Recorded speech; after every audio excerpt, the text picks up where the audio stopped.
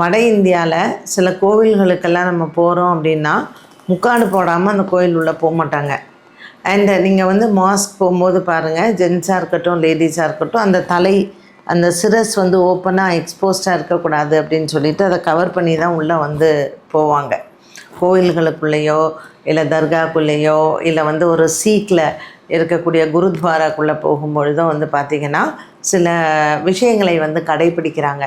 அப்போ அவங்க விஷயம் தெரியாமே அதெல்லாம் வச்சுருப்பாங்க இல்லையா?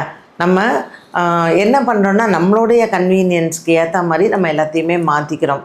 ஸோ நம்மளுடைய வழிமுறைகளில் வந்து பார்த்திங்கன்னா இறை வழிபாடில் இந்த சன்னியாசிஸ் கூட பாருங்கள், முக்கால்வாசி வந்து நம்ம சங்கராச்சாரியார்லாம் பார்க்கலாம், தலையில் வந்து எப்போவுமே துண்டு போட்டு தான் இருப்பாள். இந்த சிரஸ், இந்த உச்சியை வந்து எக்ஸ்போஸ் பண்ணவே மாட்டாங்க ஜென்ரலாக. அண்ட் வென் யூ ப்ரே, நம்ம வந்து ஒரு பாய் போட்டு தான் உட்காரணும். ஒரு மனை போட்டோ பாய் போட்டோ வடக்கு பார்த்த மாதிரி உட்காந்து தான் நம்மளுடைய பிரார்த்தனைகளை பண்ணணும்.